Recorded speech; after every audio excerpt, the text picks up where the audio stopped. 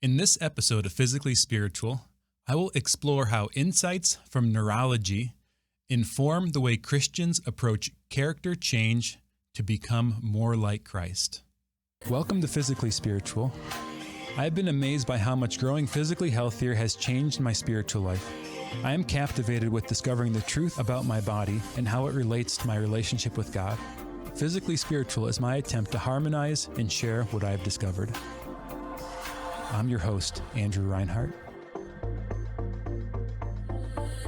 In Greek mythology, Daedalus was a famed creator and inventor. He was exiled from Athens, though, and he traveled to the island of Crete, where the queen of King Minos collaborated with him to seduce a bull. This perverse act spawned the Minotaur, a ferocious beast that was half bull and half man. In punishment, King Minos made Daedalus build a great labyrinth to trap the Minotaur. Then he held him captive with his son Icarus on the island of Crete, blocking their passage off the island by sea. Now Daedalus, observing the flight of birds, conceived the idea of building a set of wings for him and his son using the bird feathers and candle wax. He created these wings, and before their fated journey, Daedalus warned his son not to fly too close to the sun because the wax would melt, and not to get too close to the ground because the salt spray from the sea would wet the wings and weigh them down. Now, as they took off and started heading away from Crete, Icarus, his son, was elated by the experience of flight and excitedly started to fly too high.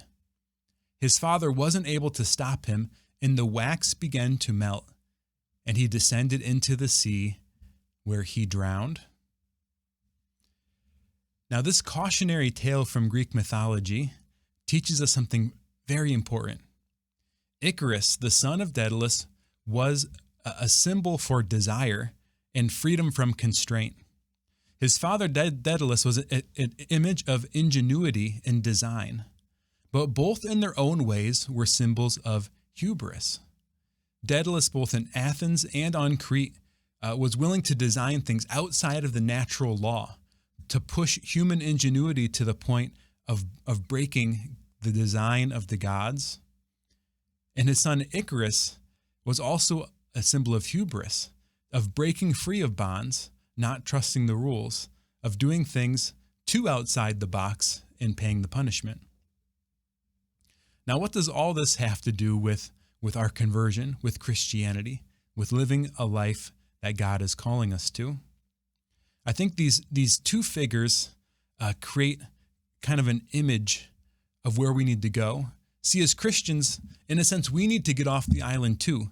We need to get out of our captivity. We need to break free of the captivity of sin, get, in a sense, away from the minotaur of our own life, away from whatever habits and brokenness has brought us to this point in our life.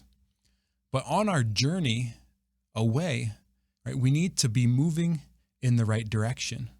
We both need the desire. We need the passion. We need Icarus's energy and movement to get us away, but we also need Daedalus's ingenuity and design and calculation to make sure we're moving in the right direction. And this is what I want to talk about today, this mixture of both having the desire, the passion, the heart, and also having the ingenuity, the design, the model, and having the mind. You might think of this topic that I'm going to talk about today as the study of neurotheology. It's a Christian perspective on how to grow in maturity using the insights from neuroscience. And a lot of these insights are gleaned from what's sometimes called the Life Model or Thrive Today. And I'll put links in the show notes to these two resources. This idea of neurotheology was really spawned by putting together two great thinkers, two scientists from the 21st century. The first is Dallas Willard. Dallas Willard was a great Christian spiritual writer, but he was also a philosophy professor at USC.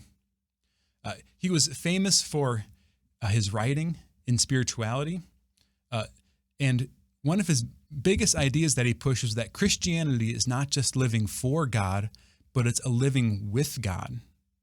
It's not just living for God, it's a living with God. It's having a dynamic relationship. And one of his other famous ideas was that of the great omission. The great omission. It's a play on words for what we call as Christians sometimes the Great Commission. The Great Commission was at the end of Jesus' life, right before the ascension. He gives this commissioning to the apostles. Jesus says, "Go therefore and make disciples of all nations, baptizing them in the name of the Father and of the Son and of the Holy Spirit, teaching them to observe all that I have commanded you. And behold, I am with you always until the end of the age." So this mission is sometimes called the Great Commission. And he pointed out the fact that our churches often follow the Great Commission. We go out and we bring people into the church and we baptize them, but then we also commit the Great Omission. We haven't made the people into disciples, and we haven't taught them to observe all that the Lord has commanded them. Oftentimes people come into church, they might have a strong conversion experience that brings them there, and some transformation that goes along with that conversion. But then once people are kind of into their faith, we don't often do a good job in the church of helping people grow into full maturity, to observe all that the Lord has commanded. We're not just called to get people into the church. We're called to grow to full maturity and help others to grow into full maturity. So Daedalus proposed that we start bringing spiritual disciplines into our life to help grow into this maturity. Things like studying the scripture, prayer time, having discussion groups, having life groups together, small groups in our churches, doing things like reading spiritual books and theology books. Right? These are spiritual disciplines we could practice to help us grow into full maturity. The other scientist who's gone to inform this, the concepts of the life model or Thrive Today is Dr. Alan Shore. Now, Dr. Shore is a psychologist and a researcher in neuropsychology at UCLA. He builds on the foundational ideas of attachment theory that were put forth by Bowlby, and he studies the development of the human brain through the early stages of life, with an eye to then informing how to treat mental illness. So this idea of attachment, what's this idea of attachment? The term attachment means it's an affectional bond or tie between an individual and an attachment figure. So it's a relationship between two people, and it's usually a caregiver. So such bonds might be reciprocal between two adults, but between a child and a caregiver, these bonds are based on the child's needs for safety, security, and protection, which is most important in the infancy of childhood. This theory proposes that children attach to caregivers instinctively for the purpose of survival. So the basic idea is that we as children get this kind of foundational relationship with our parents, with our caregivers, in order to have our survival needs met.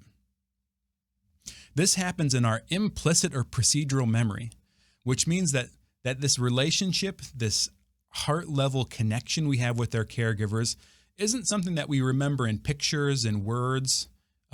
It's something that we remember in our emotions, in our feelings. It's on a deeper level. Dr. Shore says that this internal working model is used by all human beings as strategies of affect regulation that non-consciously guide us throughout life in variously effectively charged environments. So this attachment that we have that's sort of stored in us from these primary relationships when we're very young, this becomes sort of a model by which we relate in all other emotionally charged situations for the rest of our life. So this primary attachment is a sort of Rosetta Stone that our brain uses to navigate emotions and relationships later in life. He also says that the self-organization of the developing brain occurs in the context of a relationship with another self, another brain. So when we're young, when we're little, we're essentially watching those who love us and experiencing their love, the expression on their face, the sound of their voice, the posture, how they respond to our various promptings, our cries and noises. And based on these experiences, our brain develops certain structures that match what we will expect to need in the context of that relationship with that caregiver. So for the rest of our life moving forward, if we don't try to grow in maturity intentionally past that infancy stage, and that infancy stage from like the last trimester of being in our mother's womb until about 2, our brain doubles in size. So there's this vast growth in the brain that kind of sets a lot of things up for the rest of our life. And this is why psychologists and neurologists will study the development of the infant brain so much. So if we don't do anything to change this attachment, to grow in this attachment, then the way that we're sort of trained to relate to the world emotionally from our infancy becomes the way that we continue to expect things to happen the rest of our life. Meaning if we encounter somebody later on that, let's say, reacts to us in a way we don't expect, right, that isn't a part of that foundational memory, right, we're going to feel a certain way toward that person, right? And all this is happening sort of unconsciously. It's happening in the level of our implicit memory, our procedural memory. So it isn't something that we're calling to mind. All right, so hold these two thinkers together, both Dallas Willard's call away from the great omission toward a Christianity of full maturity, full spiritual maturity, and full emotional maturity, and also the insights of Dr. Shore, this idea of attachment theory, that we have this primary relationship in our infancy that forms our brain and then creates this sort of emotional Rosetta Stone by which we relate to the world throughout our life. So the third figure I want to introduce you to is Michael Hendricks. Michael, with Dr. Jim Wilder, wrote a book called The Other Half of Church, which I will link to in the show notes. So Michael Hendricks was a Christian formation pastor. He had an experience of conversion and campus ministry that really transformed his life. And so he gave his life to serving the church and wanted to then sort of pass it on, help others in the church have the experience that he had that changed his whole life and turned his life toward God. But he found that the spiritual disciplines that he tried to teach people to do, things like scripture study, prayer, discussion groups, sort of these common things we see happening in churches, sort of had mixed results. It worked for some people. Some people would come into the church and sort of catch it. And then other people, they continue to struggle with addictions. They continue to struggle with other emotional issues. They continue to struggle with bad habits and sins. And these spiritual disciplines that he was teaching them, even if they could regularly practice them, they seemed not to change their life. This all changed when he met Dr. Jim Wilder. Now, Dr. Wilder is the one who coins himself the neurotheologian because he has advanced degrees in both neurology and theology. And what Dr. Wilder pointed out, based on the insights from neuroscience, and then also the insights of Dallas Willard, that the church is basically addressing the wrong side of the human brain. There's this theory called the lateralization of the brain, and it's a bit of an oversimplification, but the basic idea is that the left side of the brain and the right side of the brain focus on different things. The left side is involved in conscious thought, language, logic, stories, and strategies. The left side is, for lack of better terms, kind of the Daedalus in our mind. The right side focuses on our individual and group identity, our emotional connections, our feelings of safety or threat, and our attachment to others. This is kind of the Icarus in our brain. So we have a dual processor inside of us. The right is sometimes called the fast track. The right side of the brain is what develops in those early stages. So before you're laying down memories of language, going through rational thoughts, having logic as a little baby, the right side of your brain is working extremely hard, growing. What the right side of the brain does is it focuses on the whole and on your relational identity. You develop a skill called joint directed attention, What joint directed attention is the ability to connect with another person and to focus on the same thing together. The right side of the brain asks essentially the question when you're facing a moral decision, is this what my people would do? Is this what my family would do? Right? It faces a moral dilemma through a relational posture. On the other hand, your left side of your brain, you could also call it your slow track. It's focused on specifics, focused attention. When it's making a moral choice, it experiences your passions and the information, the data that you know, and it asks the question, what should I do? What should I do? So you see the way that these different processes we have approach a moral choice. Now, they're called the fast track and the slow track because the right side of the brain is literally faster. It's faster than the speed of thought, you might say. The right side of the brain processes information more quickly than you can be conscious of it. So if you enter a room and you encounter a group of people, the right side of your brain is at work trying to keep you safe and trying to keep you connected to the people around you.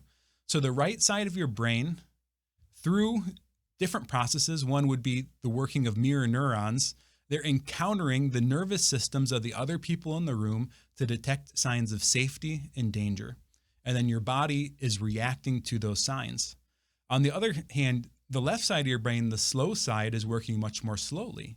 You're going to start noticing details, maybe what they're wearing, what they look like, what you smell, but it's that conscious processing of what's happening. That right side process of feeling safe or feeling threatened is happening more quickly than that conscious process of noticing things and coming to a realization about the situation. So the right side of our brain, that fast track, that emotional part, that's the side of the brain that's more involved in our default reactions, meaning when we're lonely, when we're tired, when we're angry, when we're afraid, when that immature part of us is likely to come out. It's the function of the right side of our brain, that right side process, that fast track process comes out. So here is what Michael Hendricks says in The Other Half of Church. He says, when we neglect right brain development in our discipleship, we ignore the side of the brain that specializes in character formation. Left brain discipleship emphasizes beliefs, doctrines, willpower, and strategies, but neglects right brain loving attachments, joy, emotional development, and identity. Ignoring right-brained relational development creates Christians who believe in God's love, but have difficulty experiencing it in daily life, especially during distress. In a left-brain community, we are taught Christian doctrine, but the doctrine has difficulty showing up in our instantaneous reactions. The last two sentences there are so powerful to me. That idea that we learn the ideas, but we can't live what we know.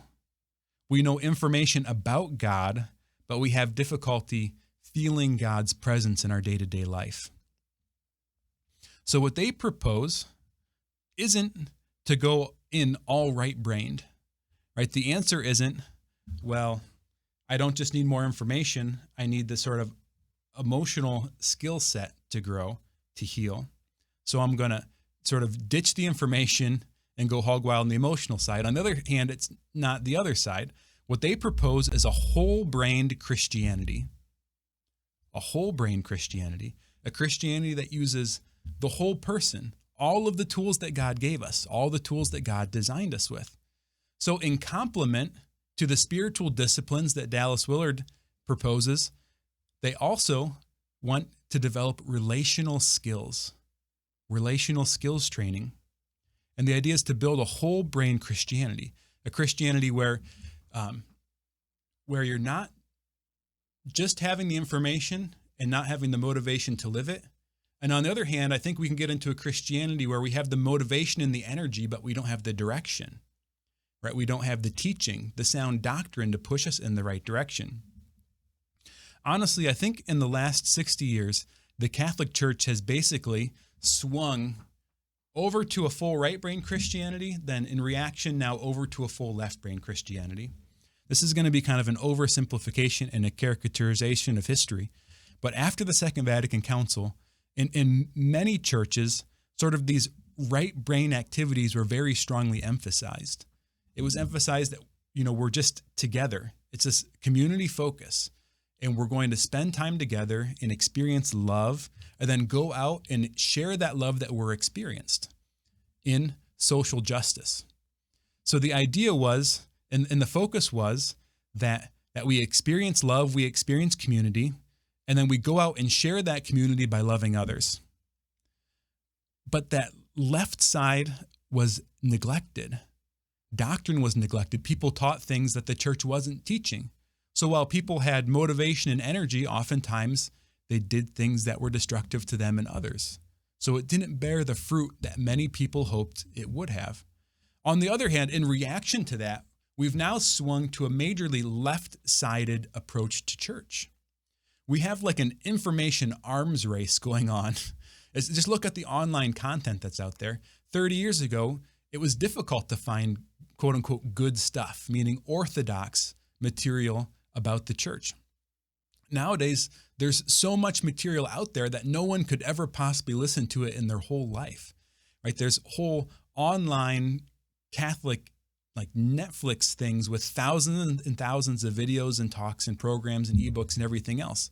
And there's how many different podcasts and YouTube channels and books and talks and everything else. Right? We have this sort of information overload. But on the other hand, I think people are still struggling to live their faith. They're struggling to experience that kind of character change, that transformation of heart, that full maturity in their faith. So what we really need to do is we need to have a whole brain Christianity. We need to address both sides of the person. Yes, we do need the doctrine, we need the dogma, we need the information to keep us moving in the right direction, but we also need those relational skills. We need to experience a love that transforms, a community that makes God flesh for us, and we need to go out and share that to the world to bring them in. We need all of this together in the church. With that, this episode of Physically Spiritual is a 2-part episode, so I'm going to break here. But before I do, I want to invite you all to support Physically Spiritual by becoming a member of the Totus Tuus community. The Totus Tuus community are patrons of Physically Spiritual. They donate any dollar amount a month, and in return, there are certain perks that you get. If you want to join the Totus Tuus community, go to physicallyspiritual.com. If you want to get any of the content that's published by Awaken Catholic, access to an alternate to social media, or your perks as a member of the Totus Tuus community, consider downloading the Awaken app.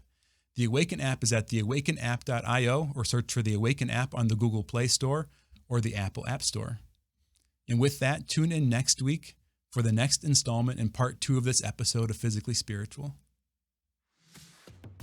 Thank you so much for being a part of Physically Spiritual. Every moment of the show you've watched, know that I'm grateful that you've given your time to this.